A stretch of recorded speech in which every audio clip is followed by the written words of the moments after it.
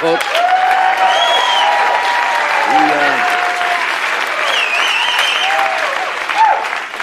We read about my first guest tonight in a local Kansas newspaper, and she sounded like a more than remarkable woman. She's 105 years old. We thought you might like to meet her.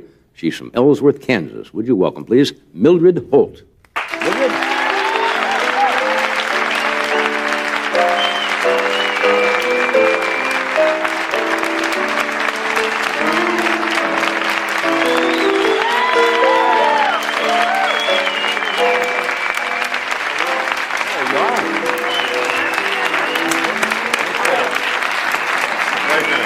How are you, dear? Fine. I remember when you were in New York. You do? Yeah. You watched the show? Me too. Yeah, we started the show in New York. Yeah, you sure did. Yeah. I remember both of you. You remember? I watched you every time you put the show on. Yeah, you can remember all the way back to 1962, You huh? bet.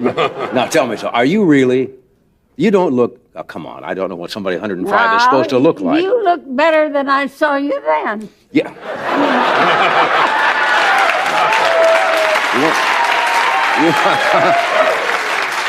You must have been out night clubbing someplace in New York at that time. Now, are you really 105? 105 years old. When were you born? 1882. How many have you had that are over 105? You're the oldest person I have ever met and ever had on this show. That's the way it is at home. I'm always the oldest one they ever met.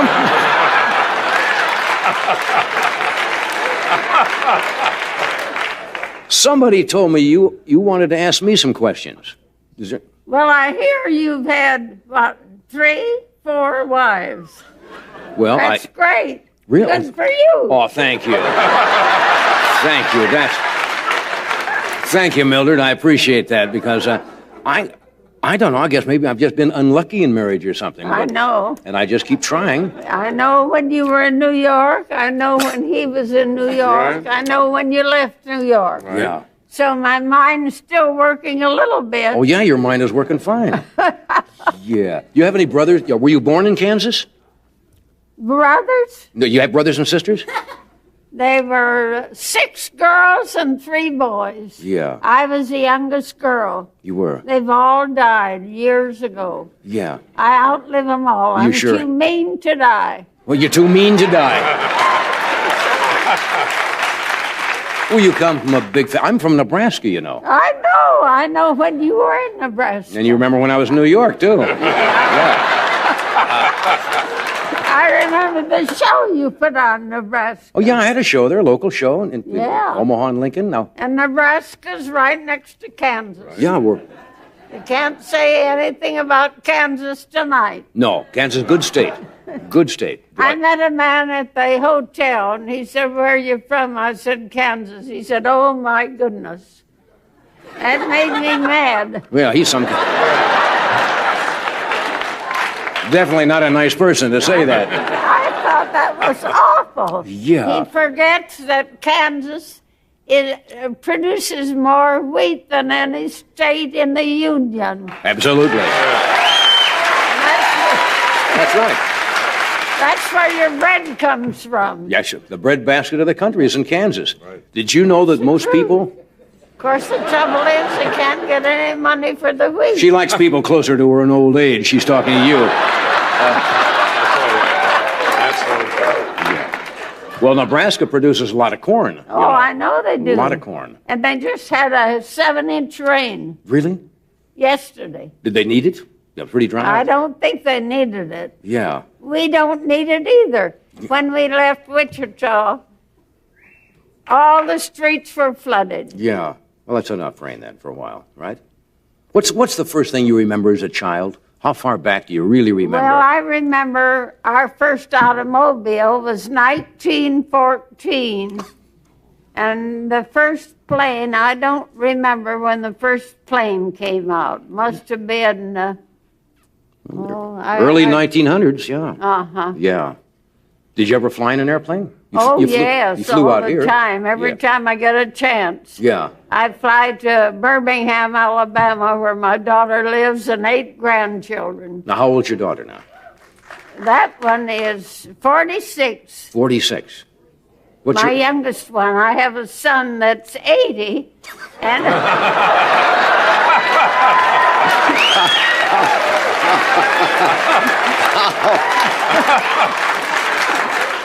How is Sonny anyway? Is he doing all right? well, he took me to the airport and put me on. Okay, I tell you what, we're going to take a pause here. You know, we have to stop occasionally for a commercial. you do. You know we do. Then we're going to come back and we'll talk some Yeah. more, huh? Okay, you're fun. All right, we'll be right back. Stay where you are.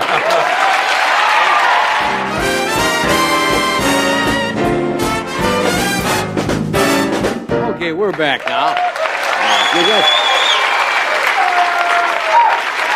If you just joined us, we're talking with, may I call you Mildred? Yeah, Mildred sure, Holt I from like that. Ellsworth, Kansas, 105 years old.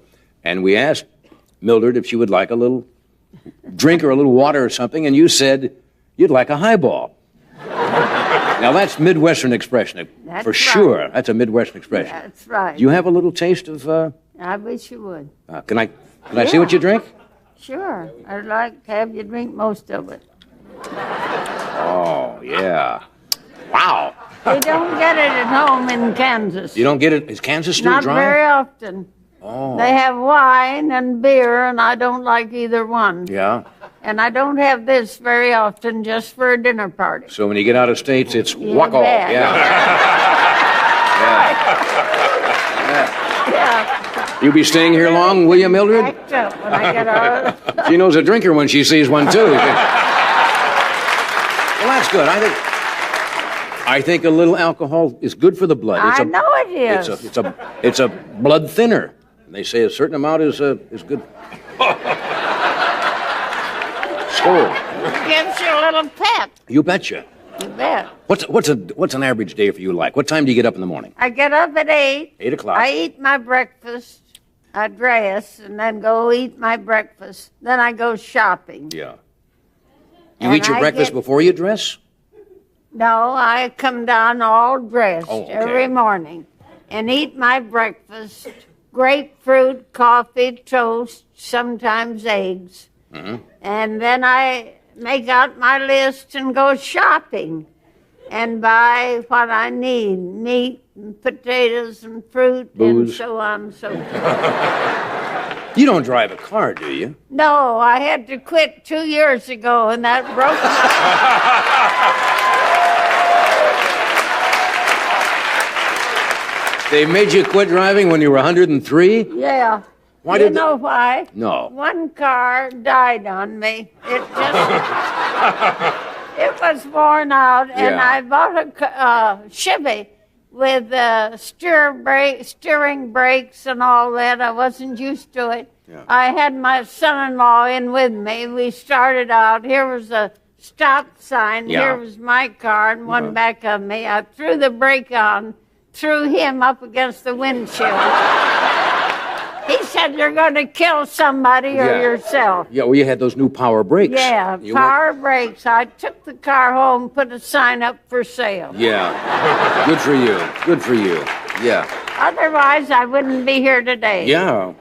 Your son, your passengers wouldn't be here today for sure. Somebody said you like to play cards. I love to What do you play, play bridge, cards, poker, and or I what? always play to win. You do.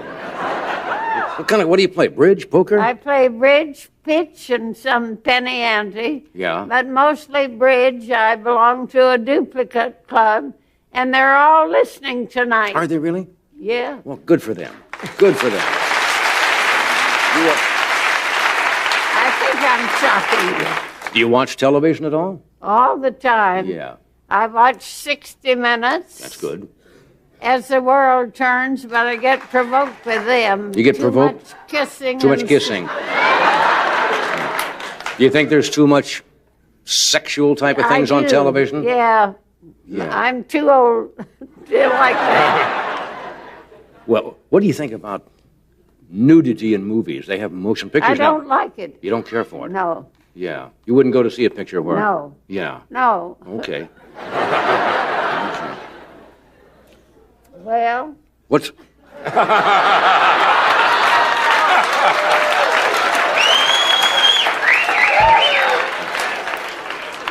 What do you... Now, are you familiar with Jim and Tammy Baker? Oh, I don't like him at all.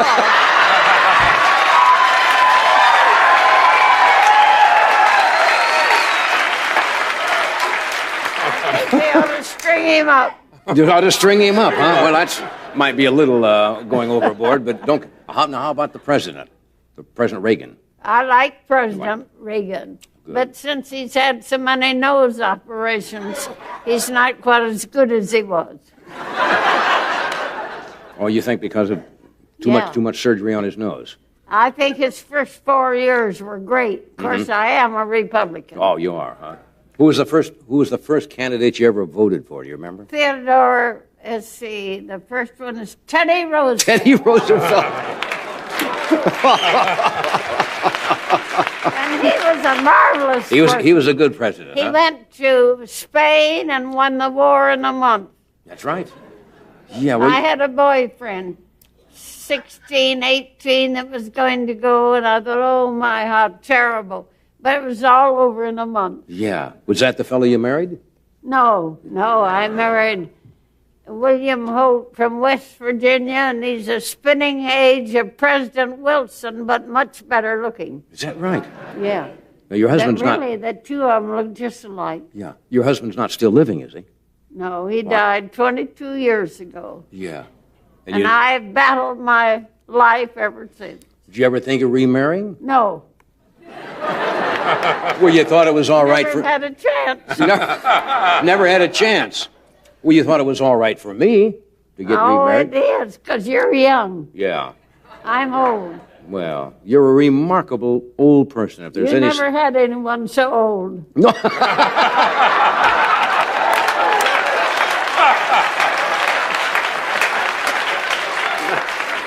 Yeah, I guess you're right there, Mildred. When's the last time you were in California? Have you been to California before? Oh, yes. My sister lived in Long Beach. Uh-huh. That was, 25 years ago, and I'd come out, and then I visited in Fresno. Mm-hmm. I had Rockefeller, the rich Rockefeller daughter, or granddaughter, or cousin, or something. I'd come visit her. Yeah. Because they used to live in Kansas. I see. They owned a ranch there. I see.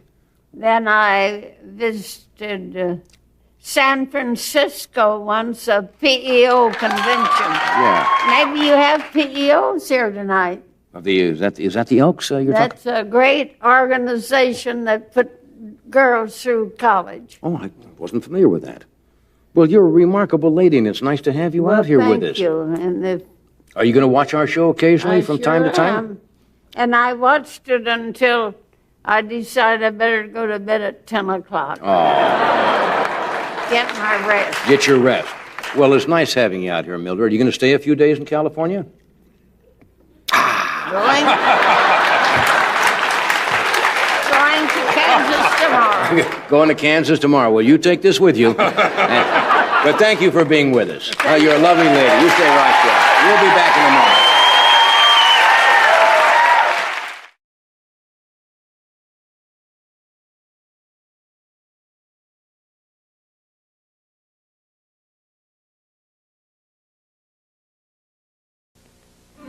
The following program is brought to you in living color on NBC.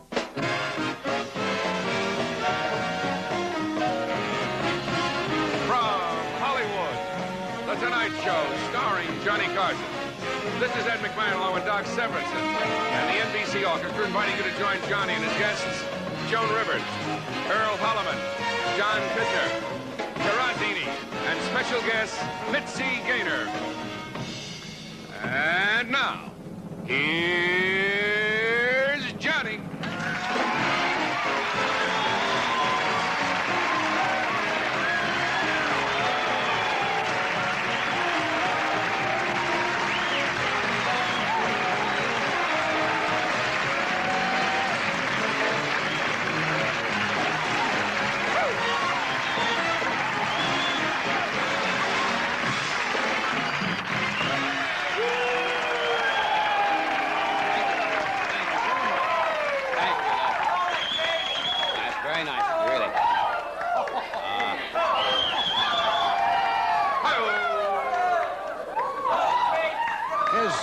group...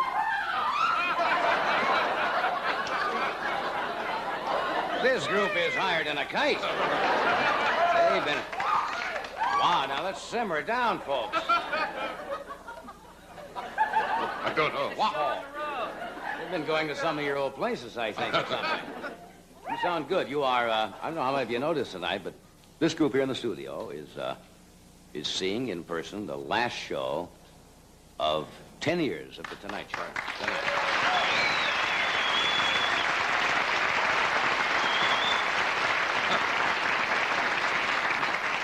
Our short naps are wonderful when you're working. And tomorrow night we'll tell you about our, not tomorrow night, it'll be on Monday. Monday night. We'll tell you about our anniversary show, which is coming up, the start of our 11th season. Yes. Jeez, like playing pro football. The joints are starting to ache a little bit. Did you see any local football out here?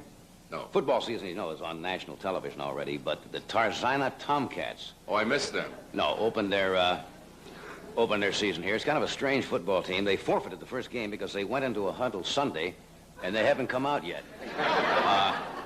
Very friendly group of players. You get as excited about football as you did when you were in high school? Certainly. I tried West Covina once. It was closed. No, it's a pretty place. No, but in high school, though, when you're young, you know, with the girls, I remember me and my best girl, Emily Cockenlocker. We used to, up in the bleachers. You know Emily. I know her From well. Nebraska. German girl. Little Emily Emily. Cockenlocker. Yeah. We used to... We would, What all would you? huddle in a blanket with a flask up in the bleachers. And that was in July. Before the season. She was a weird girl. So I went to a very small high school in Nebraska. How small was it? Well, during...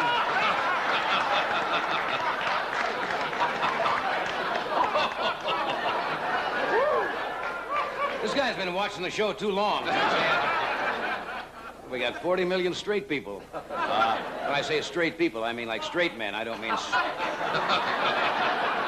That's a whole different term than when I was in high school. Yes, that's right. When you were straight as an arrow. What was I talking about? Oh, straight and all. My little town. I know where I was.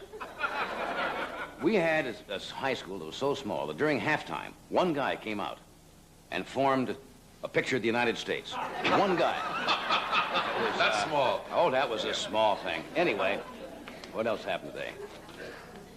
You getting used to it out here now? We've been here 5, Yes. 6 months. I've adjusted.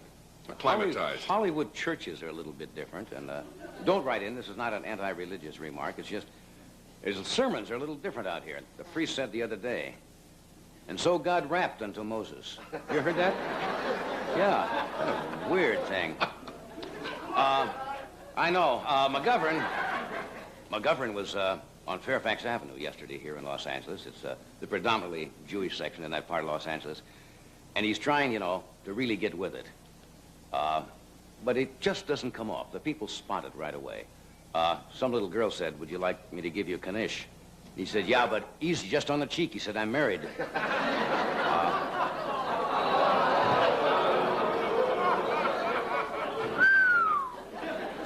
All righty. I feel a little sorry for the Democrats. They're having a little problem. First of all, they can't pay their phone bill, if you read this in the paper. The airlines will not give them credit to travel. Do you realize if McGovern gets elected, he's going to be the first president in history who can't get a charge card at Sears? That's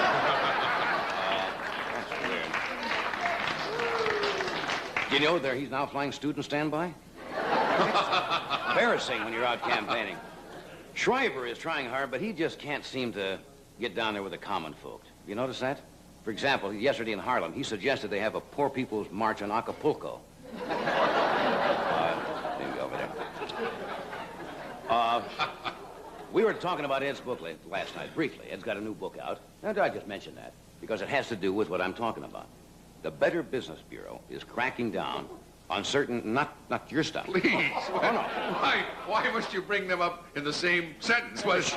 To show the good and the bad. Oh, I see. All right. You're good. This is bad. Okay.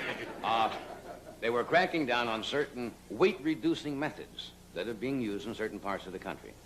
We were talking about diets on the show last night. I have a terrific new diet if you want to lose weight and lose it very quickly. It's the lettuce diet. You walk through a Chicano neighborhood eating lettuce, and they beat the fat out of you. It's a whole new type of deal. All right. Tonight, we have Miss Joan Rivers. We have Mitzi Gaynor. Mitzi's going to do a tremendous production number from her act that she does. We have that fine actor, Mr. Earl Holliman, is with us. We have a gentleman who's written a book. It's called The Kidney Report. It really kids bureaucracy and government bureaucracy in particular. And we have the great Carazini is with us tonight, right here on our stage. That song, where'd Ed go? He's going to sell something. Oh, he's going to sell something. All right, we'll be with you in just one minute.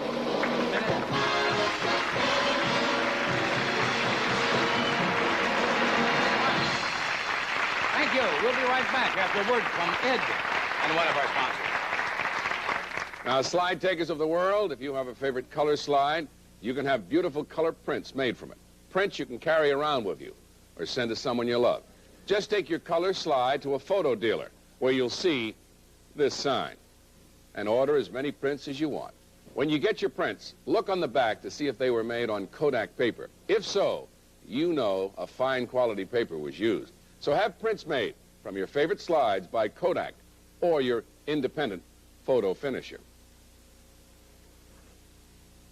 You know, Mother, Soft White Plus is the first addition to the GE Soft White family in years. It makes me feel mighty proud. Well, we should be proud, Dad. Our 100-watt Soft White Plus will last twice as long as our regular 100-watt bulb. Twice as long, huh?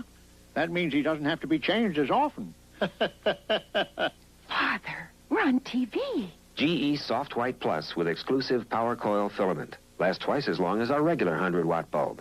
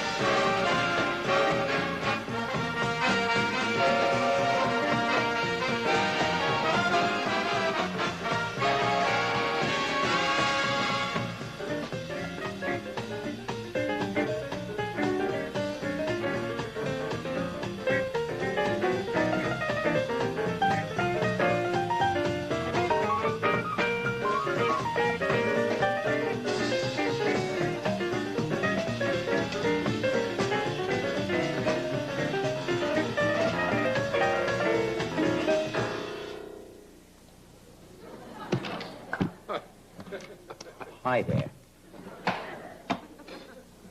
What are you laughing at? It's you, that's all. You're in a kind of a flaky mood tonight. Well, we're finishing a decade. I know, 10 years. Well, I told the audience. We've been together for longer. We've been than together that. October 13th. We have 14 years together. It's a long time. Remember when we started? I told the audience I was 15 and you were 13. Remember we just got rolling, just starting on the business. They're not buying that. I don't think so. Did you tell them how I met you? In You Philadelphia. can tell them. It's so. It was a tender kind Yeah, of story, it's- and I it's don't really know whether warm. we've ever... You're sitting on a curb in Philadelphia, Right. and it caught one of those, Painful thorn. well, it was one of those things you stir drinks with. It What was it? Swizzle stick. Swizzle stick Yes. caught in your toe, and I removed it. And I licked your licked my face, and we've been friends ever since. And that's why I say... That's what I say. Tomorrow night or Monday night is our anniversary show. Maybe we're belaboring the fact too much, but No, we we're have a not. lot of Keep nice. it up. We have a lot of nice people who are dropping by. I don't know what. It's not a performance type of show, although I'm sure people will get up and do something. But we have a lot of people coming in: Governor Ronald Reagan, Dean Martin, Jack Benny, Joy Bishop, George Burns, Jerry Lewis, Don Rickles, Rowan and Martin, Dinah Shore, Carol Wayne, and the president of NBC Television. If he gets out of school in time. Don Durgan will be here tomorrow night. So it sounds like it. Or Monday night. I Monday keep saying night. tomorrow, on Monday night. Do you have anything else to report at all? That's it. Let's get rolling into the next 10 years. All right. This guest was with us before. There's never been anybody in the world who Hasn't been with here us before, that's once right. before, sometime. We've never forgotten him. He does the most unusual and unique brand of magic. Do you remember Yes, what he sure. does? All right, I think you'll get a kick out of him. Would you welcome, please, the fabulous chain smoker, Carazzini.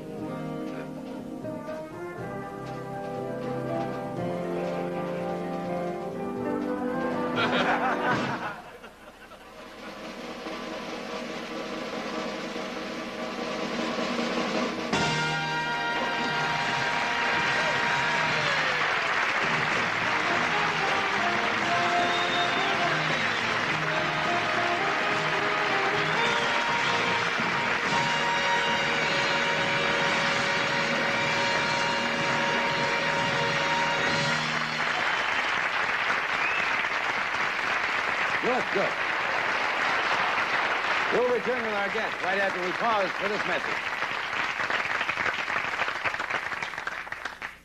You'll see a lot of great meals coming out of your oven with this see-through cooking bag. Brown and Bag from the Reynolds Wrap people. It cooks meat tender and juicy without messing up pan or oven. Succulent pork roasts, juicy chicken, tender ham steak. And it's easy to use. Always shake a tablespoon of flour inside the bag, and it's ready for your favorite meats and vegetables. Follow the recipes that come in every box. You can't miss. Reynolds Brown and Bag for juicy meats with no oven cleanup. Renee, you didn't iron the shirt. Isn't it about time you stop putting up with wrinkled permanent press shirts?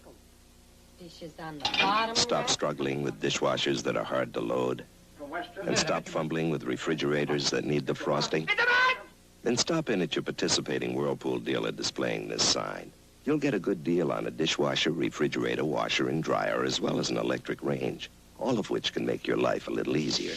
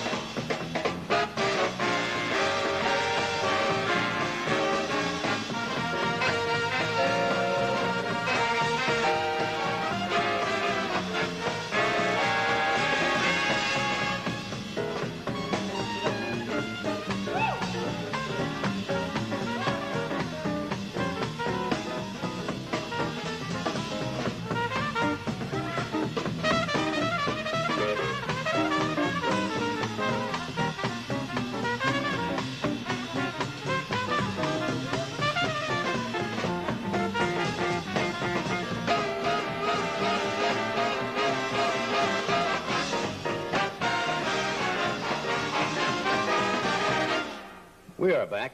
That's quite an unusual act, isn't it? You sure you don't want to quit smoking now? That's a much. Is he able to do that in Los Angeles without a smog device? Aren't you supposed to have some kind of... No, it's very unusual. No, it's enough to make you hold back a little bit.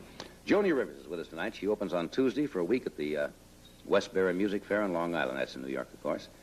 And she's a bright, funny young lady. Would you welcome Miss Joan Rivers?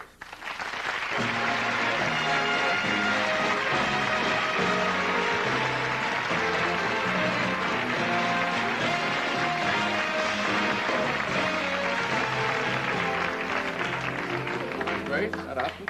I've never seen you wear anything like that before. You wear that very well. That's Thank you. Because you don't know I didn't know, because sales ladies out here don't help you. Don't they? You know, I had it on the store, and I said to her, what do you think, would go with this? And she said, a bottle of cheap wine. You run into those nasty sales ladies all the time, don't you? People just turn vicious around me, John. Well, that is nice. That's very pretty. Thank you. Because this is it now, sweaters. Everybody's in sweaters. But, see, I still miss, remember I was telling you I miss the midi. I really do. The midi? The midi look. Yeah. It was easy to wear.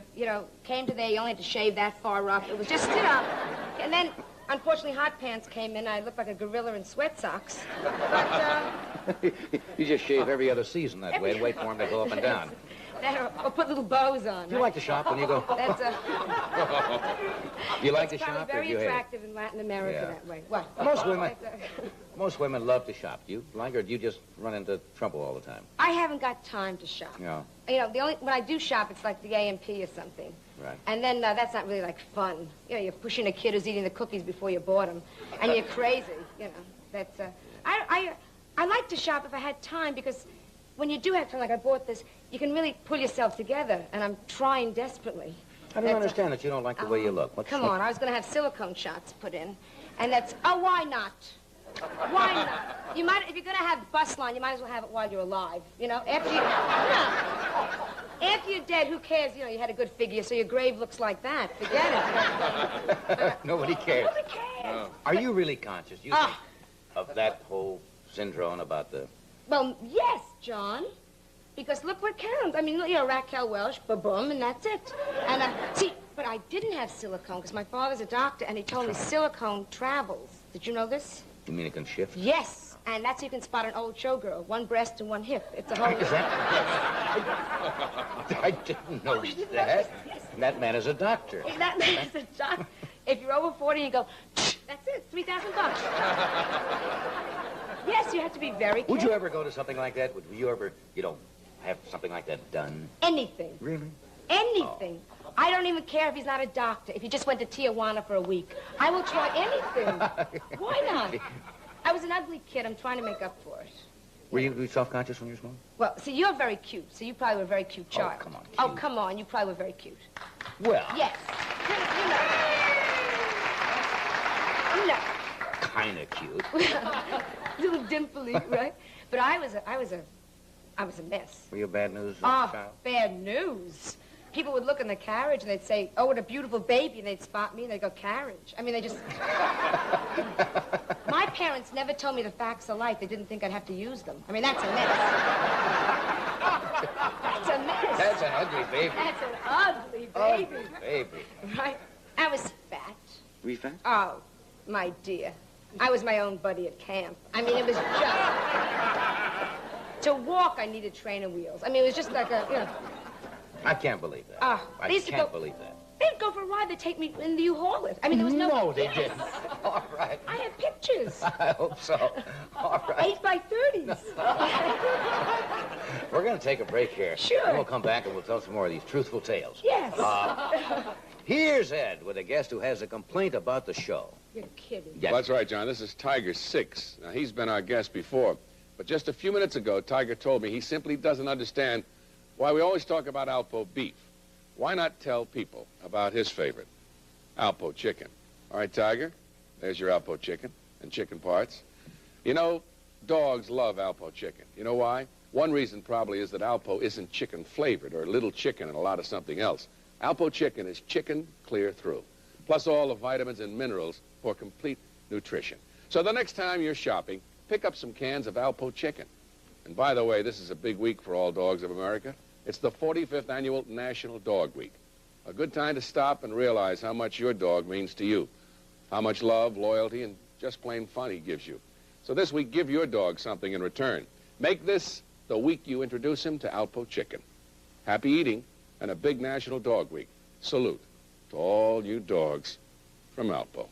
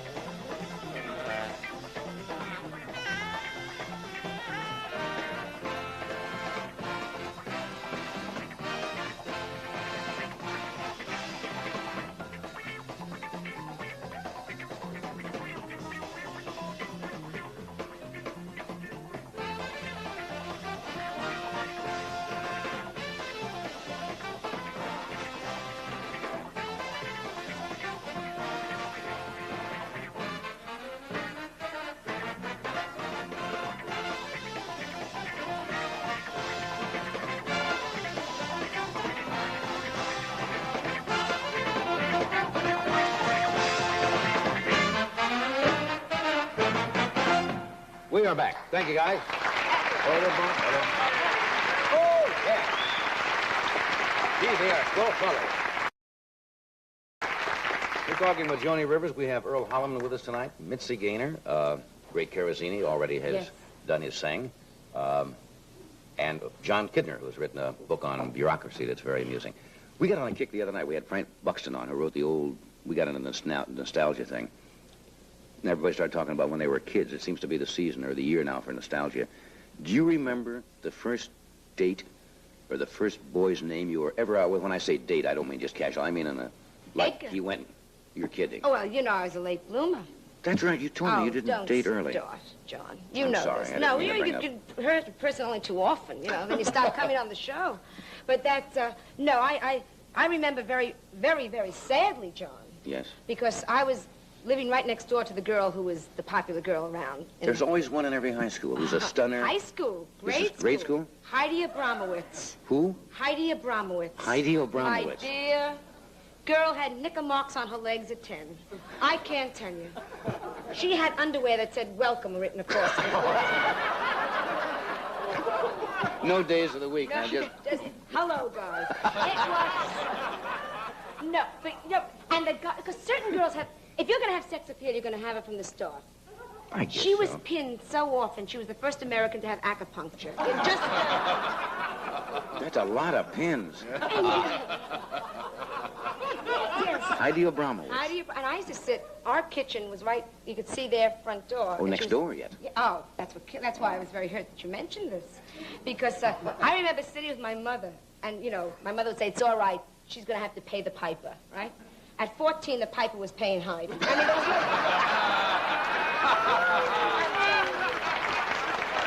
Heidi must have been something. Oh, and the funny thing is that, you know, like, the mothers always give, and I'm going to do this, I know, with Melissa.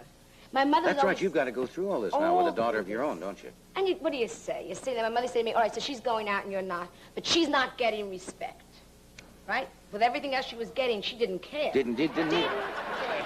You know, and it's funny because, no, but you know this, they're good girls and bad girls. Every small town. Every small, and my mother used to say to me things like, sure, when a guy wants to take out that kind of a girl, you know, that kind of, I thought you meant a Spanish dancer. I wasn't too bright.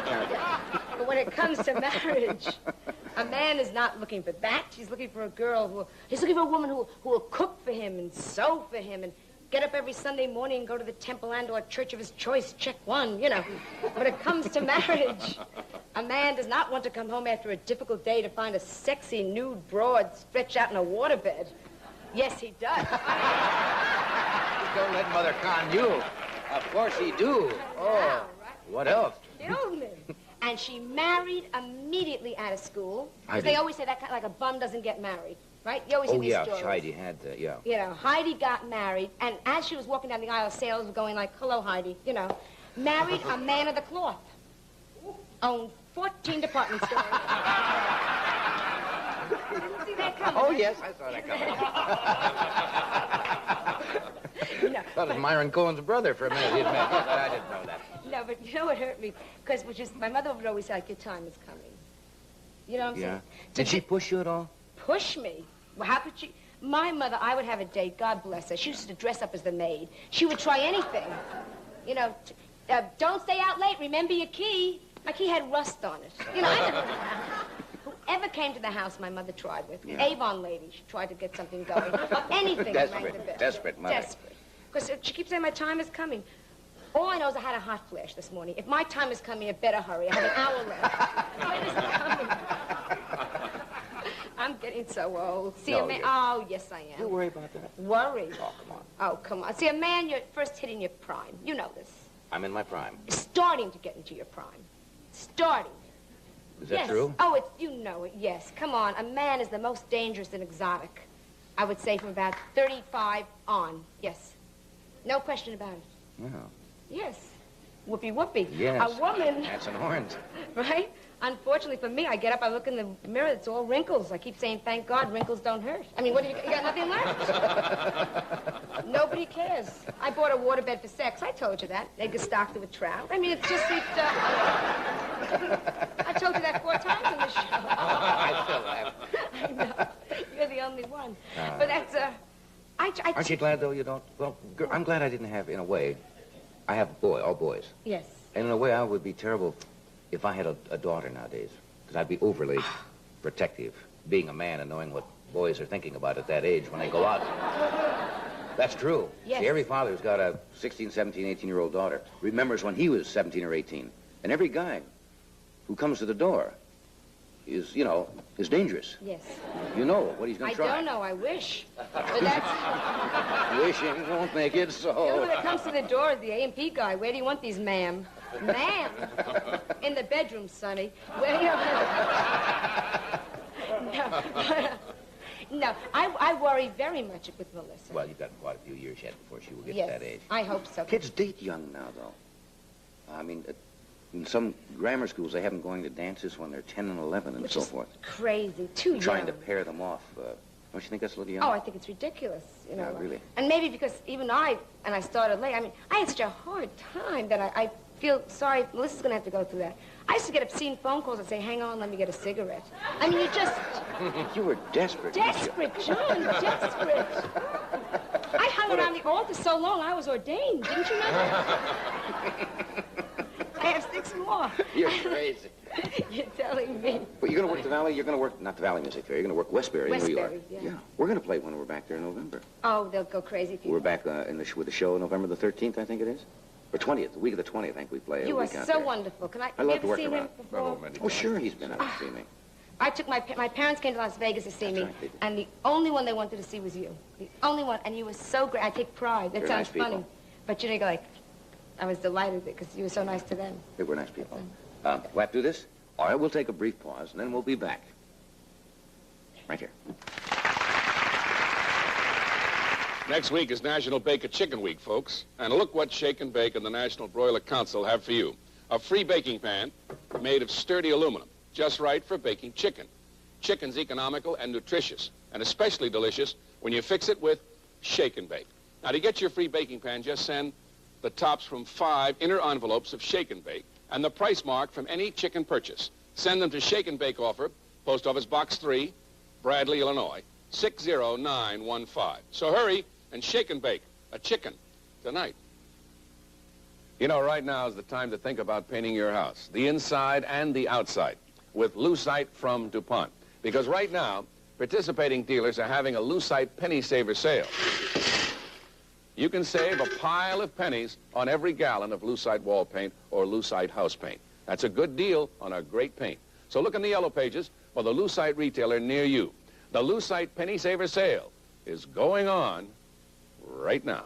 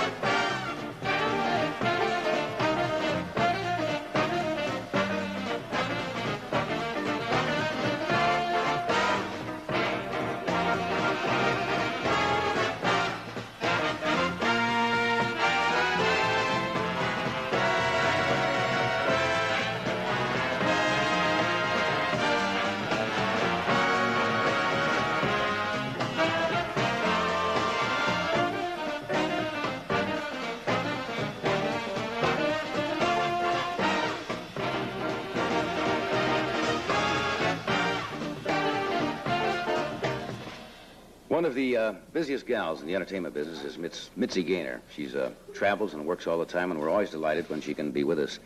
And the last time she was on the show, she did a production number from her act. Get that fixed. Did a production number from her act, which she does in clubs and in concerts all over the country. And she's going to do another one for us tonight, I understand it. She opens at the San Carlos, at the theater, not San Carlos Theater, the Circle Star Theater in San Carlos, which is up by San Francisco, next Thursday. Would you welcome, please, Miss Mitzi Gaynor.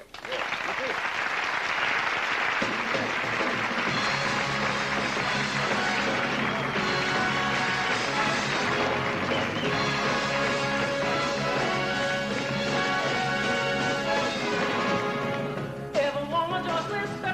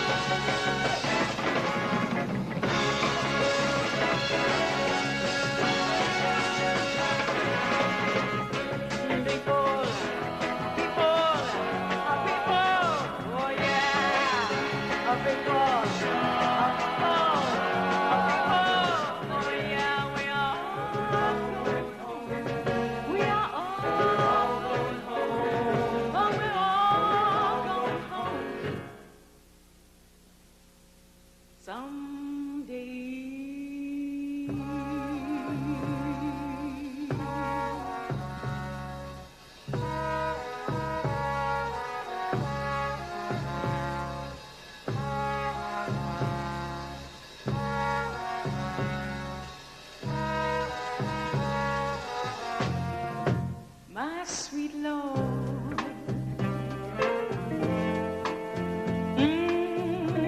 My Lord, my sweet Lord. I really want to know you, Lord. I really want to be with you, Lord. I really want to hold you, Lord. But it takes my Lord. Hallelujah, oh my Lord. Hallelujah, hallelujah, oh my Lord. Hallelujah, I really want to know you, Lord.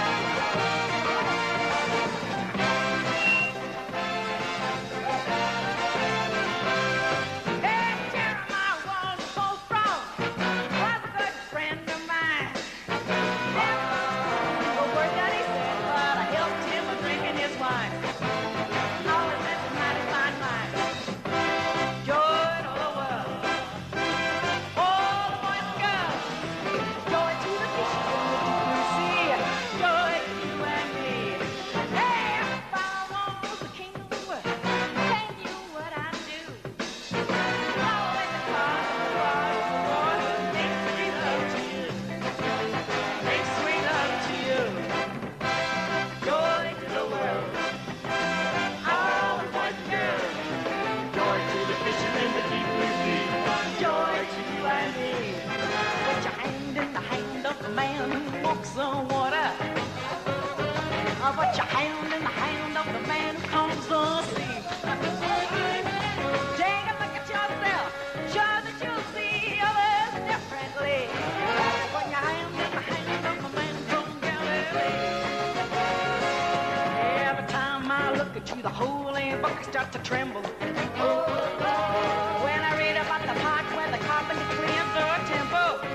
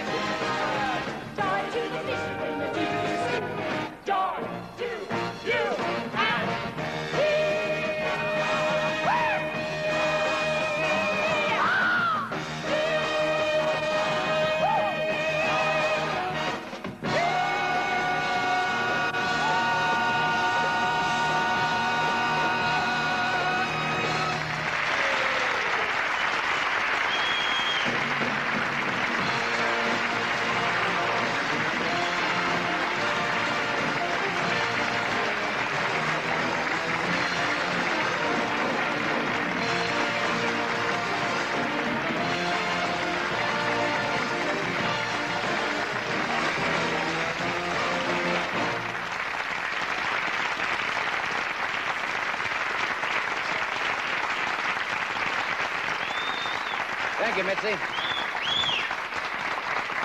Mitzi's gonna make a quick change. We're gonna do this, and then we'll come back and talk a while.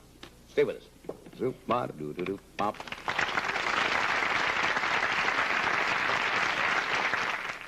My hair's a problem. And it didn't get solved by my Butterfingers and those do-it-yourself products. Tell him what helped. My hairdresser. And a special new perm Phase 7 by Helene Curtis. Gives me a natural-looking curl because the things that make it work are 100% organic. Gentle. Don't forget gentle. Like a cosmetic for my hair. Look, I am never going to do it myself again. Never. Phase 7 by Helene Curtis. Available only at your beauty salon. To clean one kind of carpeting, or several, you need Eureka and the exclusive Eureka Regulator Control. So you can put the front end way down, or bring it way up, or set it in between, anywhere it cleans best. Only Eureka gives you such absolute cleaning control. Why didn't anybody else think of it? Well, it takes Eureka. Eureka, the very best in vacuum cleaners.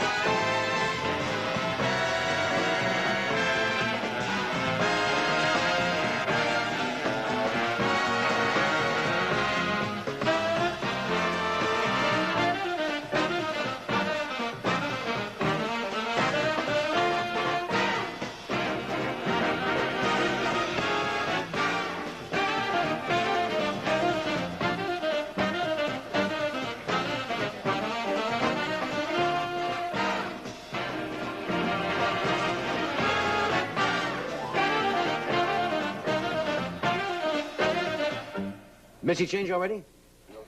All right, let's find out. That might be an interesting show. Here's Mitzi. Come on, Mitzi. Oh, you made it.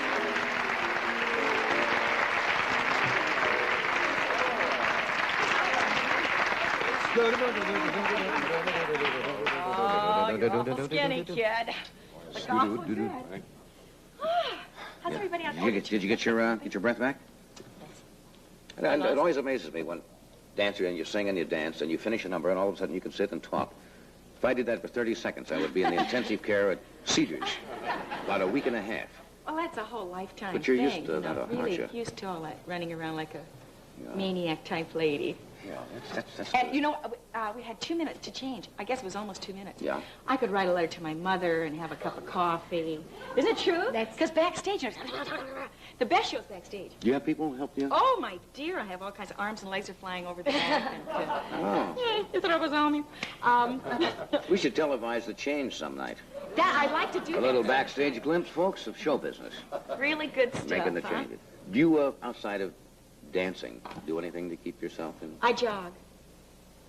You jog. I jog, yeah. Where do I you like to jog? Out here? Yeah, up and down Santa Monica Boulevard. You know where the bridle path is? Not You recently. know the bridle path, yes. Yes, I've been down there a couple Yeah, I know. I've been down there a couple of times. Jogged right out of it. Yeah. Well, Jack and I jog on that.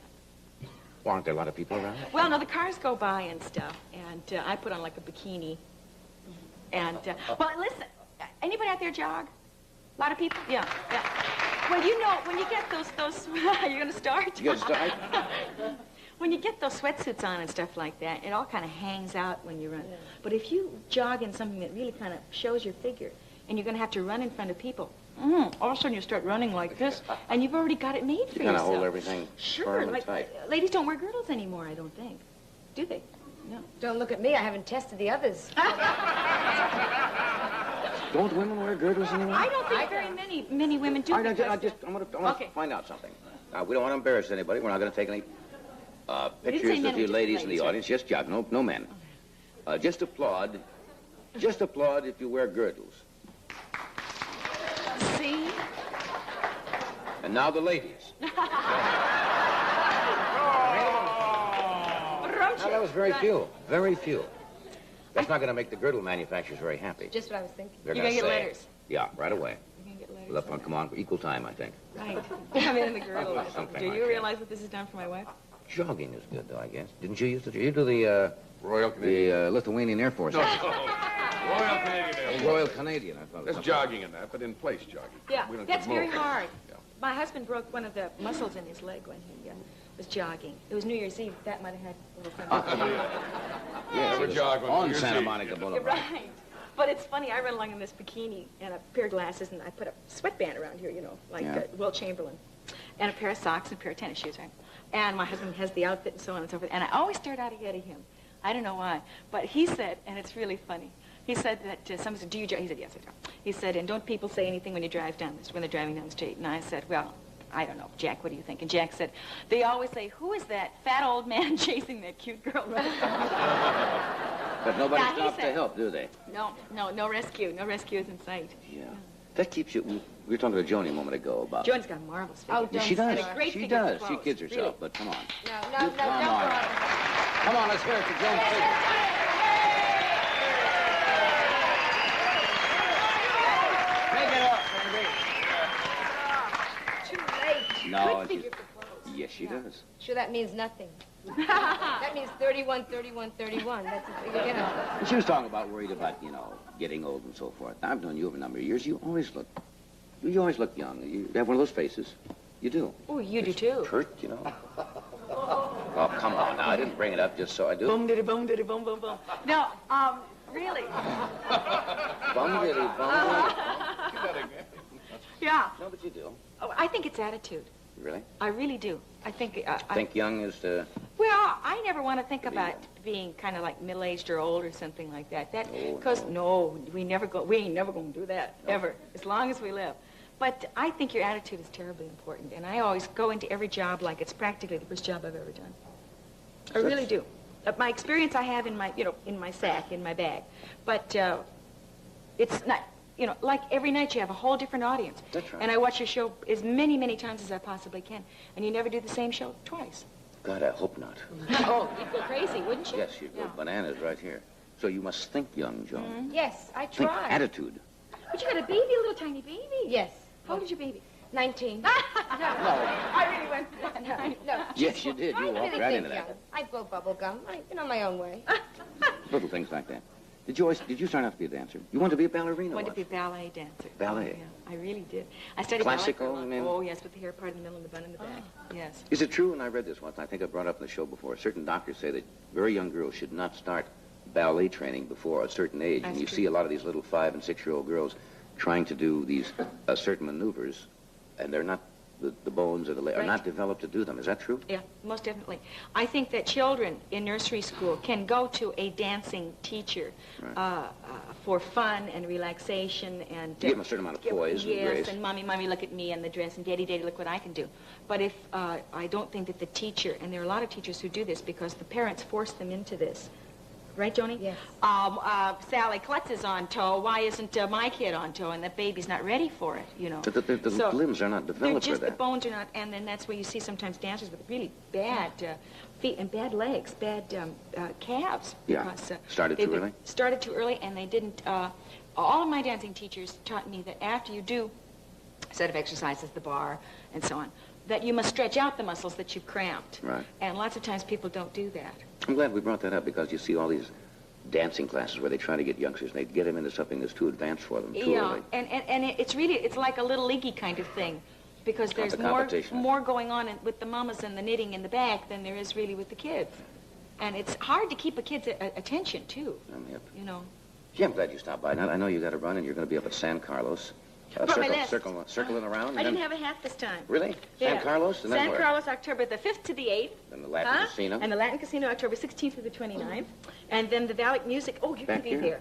Yeah, I'm we going to be play there the Valley from the Music 2nd there. of November to the 5th, and when are you going to be there?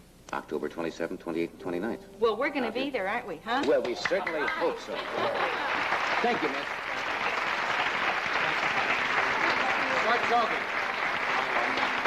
Thank you. Jogging. Full point. We'll be back with Mr. Earl Holloman in just a moment. And John Kinnear. Purina dog meal gets tough with canned dog food. This is the competition. Meat and meat byproducts. It's good, but we set out to make something better. We wanted a lot less water. We put in 28% protein, both meat and vegetable protein, in every crunchy nugget. So much protein, you get twice as much for half the price. New Purina high-protein dog meal. More for your money, more protein for your dog.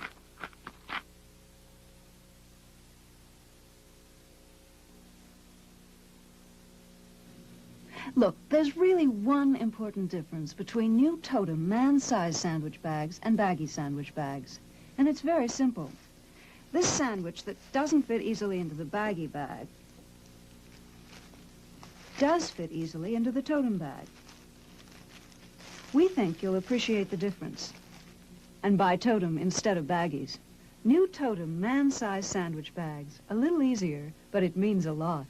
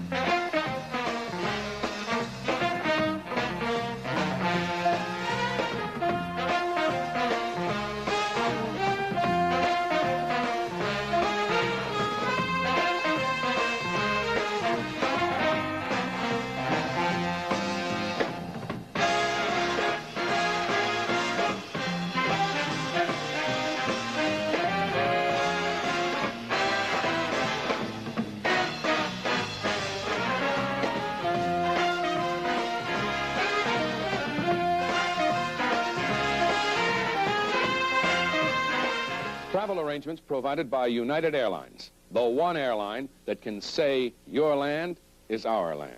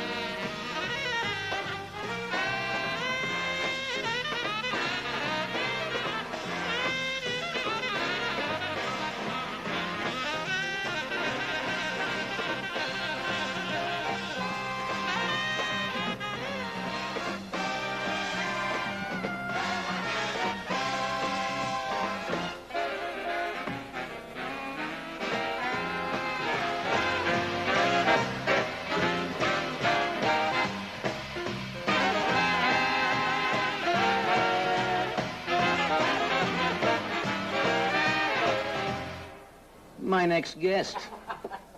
What are you giggling at, DeCorneva? Look, we're rolling along here.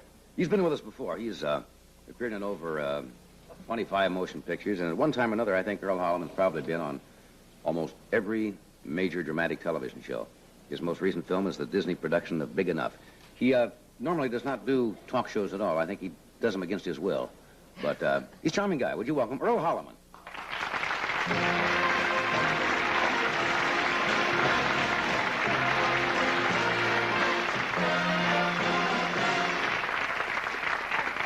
I don't know whether you heard the introduction, and I said you normally don't do this, and I'm not sure you really enjoy them. The first time you were here, and the second time you loosened up. Well, and, are they difficult for you? Oh, you bet you're. It's kind of like the nice thing about being a replacement, which I am today, is that you don't have to be good. That's right. I would mention what happened since you brought it up. Also, it seems like so long. I sat back there and I sat back there. It's a marvelous show. But it seems like I watched my hair dye. That's the problem when you sit there and you know that you're going to go on in maybe a couple of segments, and you have to sit there and kind of get up to it. As soon as I find out I'm on it, I always can't wait till it's over with. That's the kind of... I got a thing today through the... Excuse me. I got a thing today through the mail. I got a lifetime membership to the Pussycat Theaters. I swear to God. Are they sent? Huh? Are they sending? No, they're not just... No, not to anybody. You have to, you know, something special. But it's... I'm not plugging this particular theater, but aren't they the ones who show adult films of an explicit well, nature? Only adult. No, not that explicit. Sexual freedom now. Things like that. Well, that's pretty explicit, isn't it? But, you have to be accompanied by a registered pervert to go to that. No, I don't. Oh, I see. No, I always I thought how much fun that was. I've been accused of doing them, but you know, because you never see although I don't always see the faces. Right. But with my luck, if a porno movie director ever called me to do a film, it'd be for a hand insert. Just a close-up model hands. Well, that's show business. Anyway, we're moving along, aren't we? You played so many westerns and war films in your career, right? Yes. You almost got cast for a while. Almost got cast for a while? Typecast. Oh, typecast. The tough sergeant and so forth in all the war movies. Did that bug you for a while? Did you want to break out of that? And I tell you what I'm doing now. I'm David Craig, the guy that marvelous teacher that Alexis Smith credits for her, partially for her success in Follies. I'm studying with him, and he's fantastic. Singing coach. Because that's right. That's what I'm going to do. Singing and dancing, and I'm having a ball. You want to be the male Mitzi Gaynor? The male. I almost wore that same dress. That would have been terrible. Yeah, that's what I'm working on. I'm You having really the are. time of my life. Yeah. It's Have you ever sung in a film? In 1963, I just finished a Western series called Wide Country, in which I played a rough, tough bronco bucking horse rider. And I wanted to do a musical. I said, I sing and dance, you know, a bit. So somebody said, well, he's a cowboy. We'll put him in a Western. He can sing Curly in Oklahoma. Now, that's the hardest thing ever written for a guy to sing. You start out with, oh, what a beautiful morning. Then you go into Surrey with a fringe on top. People will say we're in love. Poor Judd is dead in Oklahoma. Yeah. So I went up to Sacramento to do this thing. And it was so nervous. You think I'm nervous now. The opening night, well, first of all, they had told me, they said that Lloyd Bridges had come up there to do his first movie. Excuse me 1 second. There's a gnat flying around here that is driving me absolutely crazy. No. Get your own show. Excuse me, I didn't mean to interrupt, but he was right between our line of sight here, and you were talking, and I'm going like this, which is rather disturbing. You always go like that. You thought I was a little weird, didn't you? So anyway, you're up to Sacramento doing this. I'm up in Sacramento, and they said, now, you know, a funny thing happened to Lloyd Bridges the night that he opened Guys and Dolls, when he went into his first big number. Suddenly, out of nervousness, he started singing it in a whole key higher than he'd learned it in. So this stuck in the back of my mind, you know.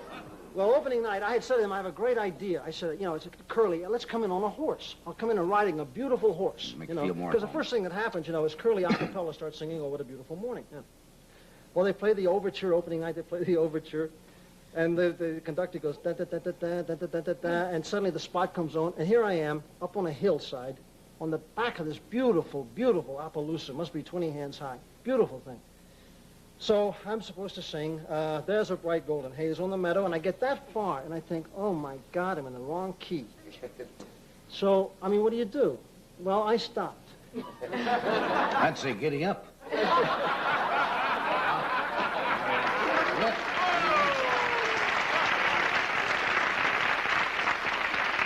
You just stopped singing cold? What I did was worse. No, I did the unforgivable things. First of all, I stopped and said, well, I'm in the wrong key, and I did this. The conductor couldn't believe what he was looking at. It was like a quarter of a mile away, and he's looking at me, and I'm going like this. And so he turns to the orchestra, and he goes, da da da da da da da da da da. And I was right. I was in the right key all along. But I was even worse. I was doing this, da da da da da, and I went. The first time, the only time that night that the whole audience heard me, I went, Oh, beautiful. Oh, my God. But that would have been enough almost to get you out of ever singing The next again. scene was worse. The next scene, well, there's a scene in the smokehouse where I go in with Judd, the old farmhand who's the irascible, festering, dirty villain. And I'm trying to con him into hanging himself. You know, Curly kind of cons him into hanging himself. Sings, poor Judd is dead, and how much we're going to mourn him when he's gone. Well, and then he gets angry, sees the roost, and he pulls his pistol out, and he shoots through the ceiling. So I said, I pull my pistol out, you know, slap it out. And I say, that's pretty tough on the roof there, Judd. But I said, let me show you something. I said, you see that knothole up there? Now, this is in my, cat-like precision. This TV, He-Man. And I say, see that hole up there? And I fire the gun. And I say, bullet right through the hole, without touching. Click of the whistle. Click of the whistle. Click of the whistle. That was the night that they discovered that Curly was really a funny part. Yes. The horse got all the reviews in that. Oh, boy, the villain got the reviews. And you didn't think that would have been enough right there, musical comedy, to cool it for you? Well, it cooled it for a while. That was 63. Yeah. Have you got... yeah, 9 years. Have you got something that you're going to do now with something coming up with the singing and so forth, or you're just getting ready in case it shows up? Getting ready, but I'm having a good time. What's the most embarrassing role you've ever had in films? You're talking about the Oklahoma. Did you ever have one that was really a clunker that you'd best forget? Which one would you like to talk about? Anyway. I thought maybe we talked about it with actors, because every actor usually has one. I did a science fiction, what my mother calls a science friction film. My mother talks funny. Was this an early picture you made? No. Well, it was early. Yeah, kind of early. It was back maybe the 14th, 13th picture I did. Right. It was a science fiction film called Forbidden Planet. And Metro-Goldwyn-Mayer spent like $2 million on it. Beautiful special effects. And the director I had worked for before, and I had played a punch-drunk prize fighter for him, and a good part. So he decided I should play the comedy relief in this science fiction. But if you can imagine, the comedy relief is the cook on a spaceship. So it's a part that Douglas Fowley should have played without his teeth. I was so wrong for this part. And they cast it. I got conned into it, so I did it. And it was just awful, really awful. You hated I worked, all my scenes were with Roby the robot. Do you remember the Roby the robot? Yeah, it's hard to do lines opposite a robot. Well, first of all, he's made out of plywood. And, later they dub in his voice. You do all your scenes with the script girl's voice, You're looking at this thing, and her voice is coming from over here, and you're hoping that a lamp will fall on you. You hit the back. I had to hit the back of the slapping on the back and good comradeship and the clunk of the wood, and later they put in the metal sound, and I'm dying. Well, that's the most embarrassing thing, and that's on television constantly. Yeah, that's awful. You were in Giant. Yes. Right. Mm-hmm. Did you know the late James Dean? You got to know him obviously fairly well. Yeah. Well, I did after about the first month. That was a strange movie because we were all George Stevens in those days. We were on location for a month. I was on location in Marfa, Texas, a month before I worked one day. Dennis Hopper and. That's right. He was in Giant. Yeah, Dennis was my roommate. I've had some interesting roommates. He's a strange young man, isn't he? I don't know him. Well, in those days, Dennis was only 19, so he. We rode down on the train together, and how can you hate a guy who reads you all his fan mail? You read the fan mail? But those are the early days. Dennis is mellowed, I think. He used to come in every day. Well, he was stay up later, and he'd come in like 4 in the morning, and he'd open all the drawers, and he'd turn on all the lights, and then he'd say his lines in the mirror. But God, and look at him now. Yes, he's doing well now. Dean, I got to know Dean just before we came back from location. Dean was a fantastic guy. A lot of people thought he was rude, and he was a strange guy. He really, he felt the kind of that the means justified, the end justified the means. He really, kind of showed in his work, his personality. I liked he seemed him. almost embittered and very intense. I liked him. He was a very sweet, sensitive guy. And one night we were all going to Marfa, Texas, to Alpine, which was 26 miles away, and we were in a speeding vehicle. The guy Jimmy kind of studied to portray Jet Rink, was driving the car. And I know people used to talk about Jimmy's suicide complex or his kind of self-destructive complex. Right. I don't believe that for a minute, because Jimmy, that night I saw him, and he didn't want to say anything because he didn't want to sound chicken, and it was kind of hairy. But Jimmy crawled over the seat very nonchalantly and sat in the back seat, and he was... There was that whole cult that sprung up after his death, which stayed for a number of years, and all kinds of conflicting stories. I guess because it was the time that the young people were getting very caught up in, or identifying with him, and they just refused to believe that something like that happened. I'll tell you something that he did once that nobody knows about, or very few people know about. A handful. He told me. We had a talk once for about 4 hours. We walked around Marfa, Texas, because the little girl I was going with, he had been going with prior. This was a long involved story. But we had a marvelous conversation, and one of the things he told me was about he had been driving along the highway, and a black guy had been in a car wreck, and Jimmy stopped, and this guy was badly injured, and Jimmy stood over him for an hour and made shelter, made shade for this guy. And in fact, one of the ministers spoke, one of the black ministers spoke and delivered a sermon about Jimmy. Is that true? Yeah, that's true. Yeah. Didn't know the young man at all. He was very talented. He was a very interesting guy. Yeah. Let us cut away here for a moment. We'll get this message in, and then we'll come back and talk some more. Stay with us. This table was beautiful once, but look at the wax buildup. And you can't remove old wax with still more wax. Now, watch Scott's liquid gold go to work. Looks terrible, but liquid gold is dissolving the blotchy layers of wax, restoring the wood to its natural beauty. For heavier wax buildup, leave liquid gold on overnight, then wipe dry. Liquid gold absorbs into the wood, leaving only the natural finish. Scott's liquid gold. Either way, liquid or spray, there's nothing else like it. Where's my briefcase? Here's your dinosaur. Watch out for the mailman.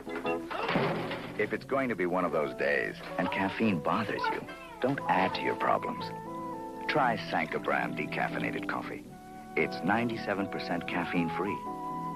So all you get is a good, smooth-tasting cup of coffee. Sanka coffee. If it's going to be one of those days, who needs caffeine? Ma, I missed the bus.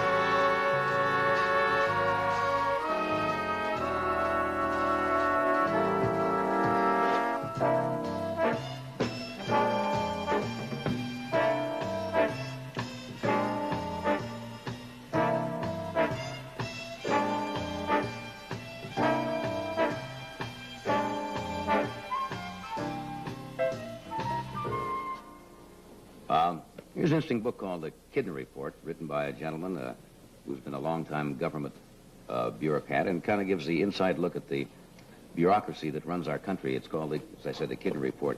I'll give you an idea of this kind of stuff he has in it. This is an actual quote from the U.S. Navy Security Instructions. If you've been in the service, you'll understand this kind of gobbledygook, I think they used to call this. Classified material will be considered lost when it cannot be found. Does that sound like the service? Here is bureaucrat John Kidner. John?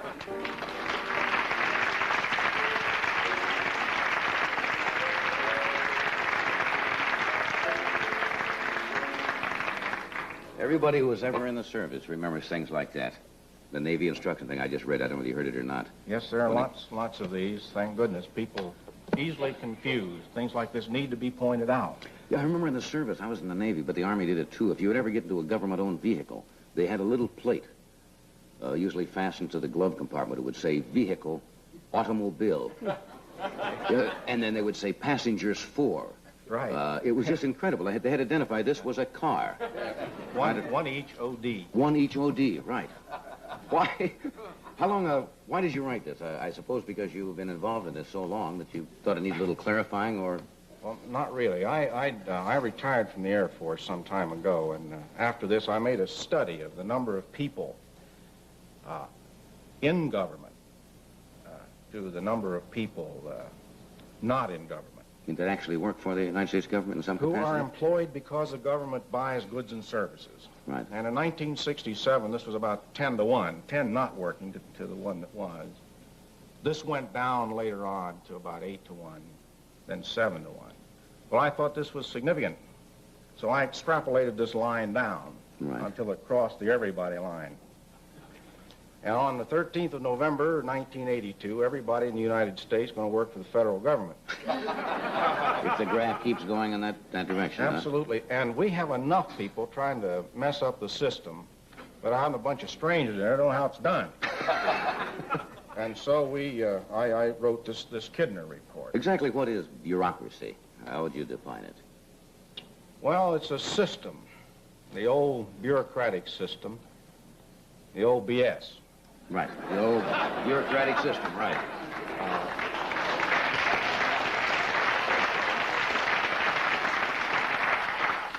It's a way of getting things done automatically without having to think about it. Could you give us a little illustration of how this would happen? Yes, when I came here tonight, I filled out 14 forms. You've answered the question. And I didn't get a chance to read any of them. I don't even know whether they were proper forms or not. I just signed them. This is a form fetish nation, isn't it? Yes, and this, incidentally, is my specialty. Forms? Formsmanship. Are there certain... Who makes these forms up for, say, the government? Formsmen. Formsmen. We have a dedicated corps. Dedicated corps of formsmen. You see, you don't just sit down and put a bunch of questions on a piece of paper. It's like, if you want to teach a mule to do something, you treat him kindly, right? But to get his attention, you hit him in the forehead with a 2x4. That's right. First, you got to get their attention. Right. Well, this is what you have to do when you're asking people to fill out a form. Otherwise, they treat it with considerable disdain. So there are a number of tenets to preparing a good form in order to get the people's attention. And, for example, one of them, you ask a question, but you don't provide enough space in which to write the answer. Good. This makes him think. Then next, right after that, you ask him a question and you provide 4 times the amount of space needed. This makes him wonder what he did wrong in the first place. That's so true. And then you always ask something that he can't remember. He has to do some research. I mean, what was your identification card number when you worked in a textile mill at the age of 16 or 17 or 18? Any questioner really throw them off. Right. And then finally, you put a warning. Answer every question in this block, in this space. And then right in the middle of that, with a heavy black border, you say, do not write in this space.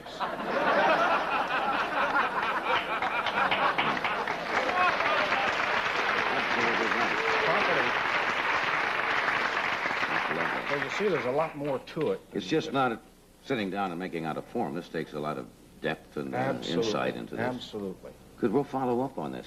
I think people know what you're talking about. We'll return with some more of our show after this word from Kellogg's Cornflakes. Morning's Kellogg's Cornflakes time from Maine to Honolulu. Everybody loves them, cause here is what they do. They put the milk on Kellogg's Cornflakes and eat them all up. The taste is good and pure and simple. Eat them all up. They use banana, peaches, any fruit will do. There's 8 essential vitamins. Eat them all up. Put the milk on Kellogg's Cornflakes. Eat them all up. Put the milk on Kellogg's Cornflakes. Eat them all up. America's waking up to a great breakfast idea. Frosted mini wheats from Kellogg's. Oh, they're grand and glorious cereals, made from golden wheat. Oh, they're all-American sugar, cinnamon, frosted mini wheat. 2 flavors, plain sugar frosting Or brown sugar cinnamon. and a great little side. And fortified with 4 essential B vitamins. Oh, they're all-American sugar, cinnamon, frosted mini wheat.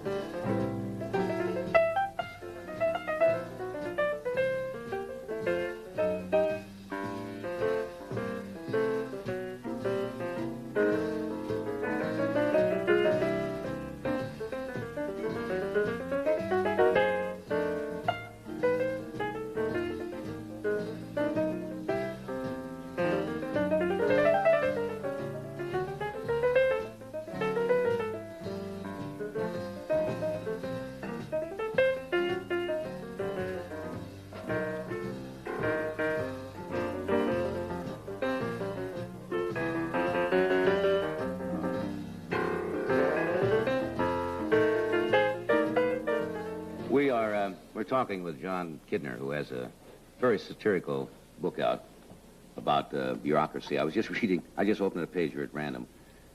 This is military again. This is a sign in the Frankfurt, Germany bachelor officers' quarters, tells the occupants, in case of fire, stand in the hall and shout, fire. Now that's for real. You don't make that up. That's the government in action. You don't have to make those up. Let's get into a little bit in the time we have in the vocabulary. Vocabulary is very important in bureaucracy.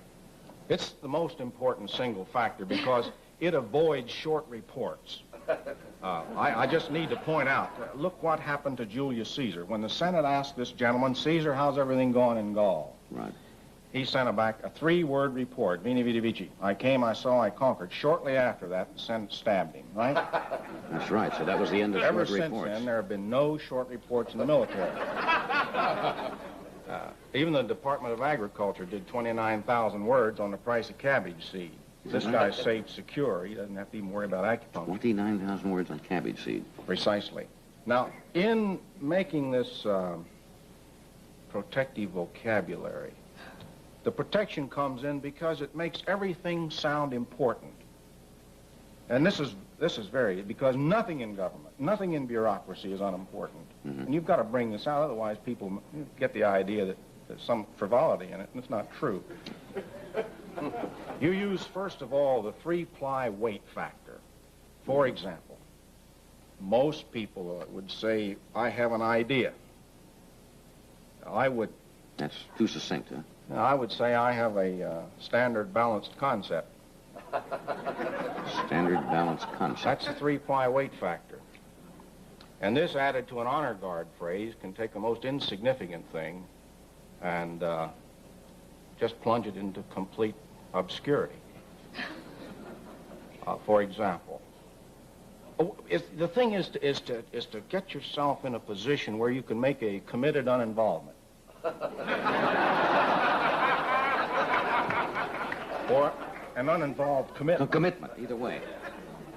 And you do this with the protective vocabulary properly applied in what I call a universal response.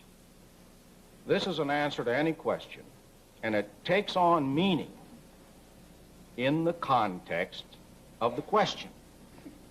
And you can memorize a lot of these things. They're a bit difficult. I don't memorize them. I have to write them down. Mm-hmm.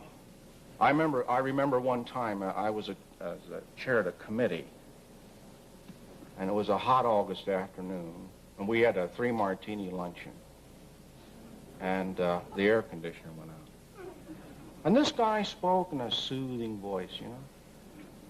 And I closed my eyes for a minute to dwell on a point that he had made. And he asked me, Mr. Chairman, what do you think about that? I didn't want to embarrass this fellow to let him know that I was preoccupied with something important he had said earlier. So I told him that it's the considered opinion of the chair. You know, I didn't say I. Considered opinion of the chair that a standard balance concept, is not always satisfactory for unique operational time phasing. This is especially where incremental effectiveness is universally determined by unmonitorable excursions into the 3 sigma limit.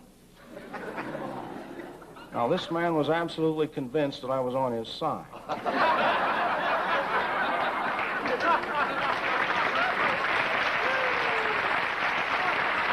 That's the response.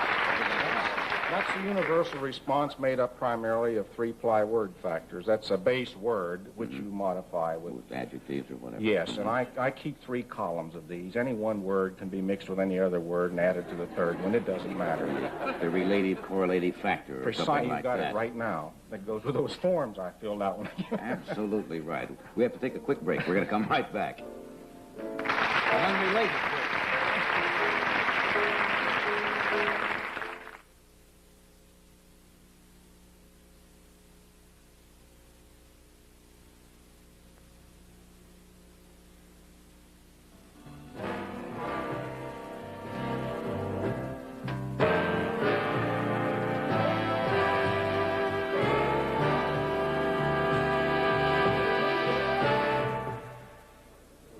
John, this has been a functional reciprocal conversation that we've had tonight. That's the way you work the three-ply. Make up your own choices or parallel monitored capability. It's a very clever book called A Kidney Report, and I thank you for being here. Thank John, you, great sir. I pleasure. appreciate it. Well, thank you for being with us. And Joni, we'll see you soon. Tomorrow night we have, or Monday night, the anniversary show. We hope you'll be with us then. Good night, everybody. Thank you. This program was pre-recorded.